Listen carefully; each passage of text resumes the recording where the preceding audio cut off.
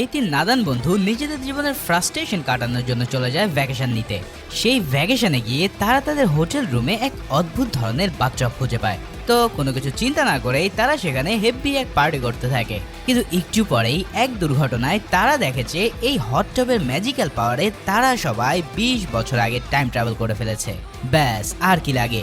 এবার সবাই মিলে প্ল্যান করতে থাকে তাদের জীবনের যেসব ভুল ছিল সেগুলোকে শুধরে একদম নিজেদের মতো করে গড়ে তুলতে। কিন্তু এখানেই ঘটে এক মারাত্মক কাহিনী। এখন কি সেই কাহিনী এবং তারা ফাইনালি নিজেদের লাইফের কি পরিবর্তন করতে পেরেছিল, এই সব প্রশ্নের উত্তর দিতে হাজির হয়ে গেলাম অসাধারণ এক fantasy movie hot tube time মেশিনের এক্সপ্লেনেশন নিয়ে। তো চলো আর প্যাচাল না বাড়িয়ে শুরু করা যাক আজকের মুভি এক্সপ্লেনেশন। মুভি শুরুতে আমরা একজন পশু ডাক্তার নিককে দেখতে পাই। প্রতিদিনের মতো নিক যখন তার ক্লিনিকে কাজ করছিল তখন তার কাছে এই লু নামের ইয়ো টাইপের বন্ধুর কল আসে। নিক তখন অনেক ব্যস্ত থাকায় সে ফোনটা কেটে দেয় এবং তার একটা কাস্টমারের কাছে চলে যায় যে মূলত তার কুকুরের চিকিৎসার জন্য এসেছিল। সেই লোকটি নিককে দেখে চিনে ফেলে এবং ঠাট্টা করে বলে, আরে তুমি না অনেক আগে টিভির একটা শোতে গান গাইতে, তাহলে এখন তুমি এই প্রাণীদের হাগু পরিষ্কার করছো কেন? এটা শুনে নিক প্রচণ্ড বিরক্ত হয় এবং চিকিৎসা শেষে সে কুকুরের পটি সেই লোকটার দিকে ছুঁড়ে মারে। অন্যদিকে আমরা নিক ও লুয়ের আরেকটা বন্ধু অ্যাডামকে দেখতে পাই। এখানে অ্যাডাম বাসায় ফিরে এসে জানতে পারে যে তার গার্লফ্রেন্ড তাকে ছেড়ে আবারও চলে গেছে, কারণ সে তার গার্লফ্রেন্ডকে তেমন একটা সময় দেয় না। এছাড়াও যাওয়ার সময় অ্যাডামের স্ত্রী ঘরের প্রায় সব জিনিসপত্র নিয়ে চলে যায়, যা দেখে অ্যাডামের প্রচণ্ড রাগ হয়। তখনই আমরা জ্যাকব নামের একটা ছেলেকে দেখতে পাই যে মূলত অ্যাডামের আপন ভাগ্নে ছিল। জ্যাকব সারাদিন বেসমেন্টে বসে শুধু গেমস খেলতো। এর জন্য বিরক্ত হয়ে অ্যাডাম জ্যাকবকে তার মায়ের কাছে চলে যেতে বলে, কিন্তু জ্যাকব সেখানে যেতে ডিরেক্ট মানা করে দেয়, কারণ তার মা তার কোনো খোঁজ খবরই নিত না এবং সে অন্য আর একটা ছেলের সাথে রিলেশনে গিয়েছিল।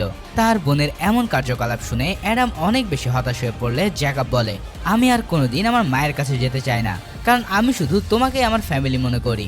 এটা শুনে অ্যাডাম একটু ইমোশনাল হয়ে পড়ে এবং তার স্ত্রী যে তাকে ছেড়ে চলে গেছে এটা জ্যাকবকেও সে জানিয়ে দেয়। এর পরের দৃশ্যে আমরা লুকে দেখতে পাই যে মাতাল অবস্থায় এলোমেলোভাবে গাড়ি চালাতে চালাতে সোজা তার গ্যারেজে এসে ঢুকে পড়ে। সেখানে লুকে দেখে অনেক ডিপ্রেস লাগছিল এবং মদ খেতে খেতে সে বারবার গাড়ির এক্সেলেটর চাপ দিতে থাকে, যার কারণে তার গাড়ি থেকে প্রচণ্ড ধোঁয়া বের হয়ে পুরো গ্যারেজটাই ধোঁয়াতে ভরে যায়। সেদিন রাতে অ্যাডামকে নিক ফোন দিয়ে লুয়ের ব্যাপারে সবকিছু খুলে বললে তারা দুজনেই দ্রুত হসপিটালে পৌঁছায়, কেননা লু সেই ধোঁয়ার কারণে হসপিটালে ভর্তি হয়ে গেছে। যেহেতু লুয়ের কোনো পরিবার ছিল না সেহেতু ডাক্তার তাদের দুজনকে লুয়ের পাশে থাকতে বলে যাতে লু আর আত্মহত্যা করার চেষ্টা না করে। এইগুলো শুনে তারা অনেক হতাশ হয়ে পড়ে এবং বুঝতে পারে না যে লু কেন নিজেকে আত্মহত্যা করার চেষ্টা করবে। তারা যখন লুয়ের সাথে দেখা করতে তার ক্যাবিনেটে যায় তখন লু রাগান্বিত হয়ে তাদের দুজনের উপরে বালিশ ছুঁড়ে মারে। সে বলতে থাকে, আমার এই অবস্থার জন্য তোরাই দায়ী, কারণ তোদের জন্যই আমার জীবনে রাজ্যে এই অবস্থা হয়েছে। এমনকি তোরা এতই লাট সাহেব হয়ে গেছিস যে আমার ফোনটা পর্যন্ত তোদের রিসিভ করার সময় হয় না। যেহেতু লু তাদের দুজনের উপরে অনেক রেগেছিল তাই তারা লুকে একটু ভালো বোধ করানোর জন্য একটা সারপ্রাইজের আয়োজন করে।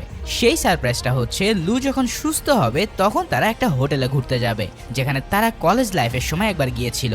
এবার সেখানে গিয়ে তারা তাদের পুরাতন দিনগুলো আবারও মনে করতে থাকবে। এটা শুনে লু অনেক খুশি হয়ে যায় এবং আজকেই রেডি হয়ে যায় সেই রিসর্টে যাওয়ার জন্য, কিন্তু অ্যাডাম তাকে বিশ্রাম করতে বলে এবং আগামীকাল সকালে তারা সেই রিসর্টের উদ্দেশ্যে রওনা দেবে বলে জানিয়ে দেয়। যাই হোক, পরের দিন সকালে তিন বন্ধু বেরিয়ে পড়ে সেই হোটেলের উদ্দেশ্যে, যেখানে তারা জ্যাকবকেও তাদের সাথে নিয়ে যায়। এভাবে দীর্ঘ ট্রাভেলের পর তারা অবশেষে সেই হোটেলে গিয়ে পৌঁছায়, যেটা দেখতে ঠিক তেমনই ছিল যেমনটা 30 বছর আগে ছিল।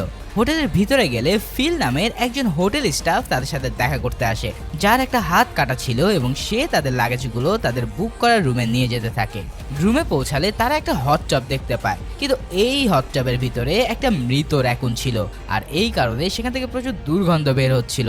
তাই তারা মনে করে এমন এক রিসোর্টে আসলাম যেখানে হট টব পর্যন্ত কাজ করে না। যাই হোক, তারপরে তারা যখন একসাথে ড্রিঙ্কস করতে থাকে তখন নিক তাদের পুরাতন দিনের কথা মনে করতে থাকে, যেখানে তারা অনেক খুশি ছিল। আসলে তারা তিনজন কলেজে থাকতে যখন এই হোটেল এসেছিল তখন তারা এই রুমটায় বুক করেছিল এবং তাদের অনেক মজার স্মৃতি এই রুমের মধ্যে রয়েছে। ঠিক তখনই তারা রুমের মধ্যে একটা আলো আসতে দেখে, যেটা বাইরে থাকা সেই হট ট্যাপ থেকে আসছিল। তারা অনেক অবাক হয়ে যায়, কারণ কিছুক্ষণ আগেই তারা সেখানে একটা মৃত র্যাকুন দেখেছিল, কিন্তু এখন সেখানের পানি একদমই পরিষ্কার এবং অনেক গরম ছিল।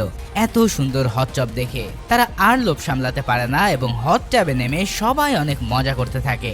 তারা তখন সেখানে সমানে অনেক ড্রিঙ্কস করতে থাকে এবং রাশিয়ান রেড বুলের বোতল তখন ভুলক্রমে সেই হট টাবের কন্ট্রোলারের উপরে পড়ে গেলে সেখানে শর্ট সার্কিট হতে থাকে, কিন্তু তারা মৌজ মাস্তিতে এতটাই ব্যস্ত ছিল যে তারা সেই বিষয়টা খেয়ালই করে না।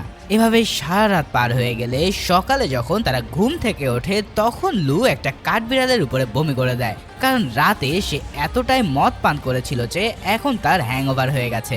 এরপর তারা চারজন ফ্রেশ হয়ে বরফের মধ্যে স্কি করার জন্য বেরিয়ে পড়ে। তবে এখানে এসে তারা লক্ষ্য করে যে তাদের আশেপাশে থাকা সকল লোকেরা 30 বছর আগের লোকেরা যেই সব কাপড় চোপড় পরতো সেগুলো পরে রয়েছে এবং আশেপাশের পরিবেশও কেমন যেন বেশ পরিবর্তন লাগছে। তাদের দেখে মনে হচ্ছিল যে তারা চারজনে প্রায় 30 বছর আগে পৌঁছে গেছে, কিন্তু এটাকে তারা একটা ফেস্টিভ্যাল মনে করে এবং যখনই তারা সেই হোটেলে প্রবেশ করে তখন তারা সেখানে 30 বছর আগে ঘটে যাওয়া নিউজ টিভিতে লাইভ চলতে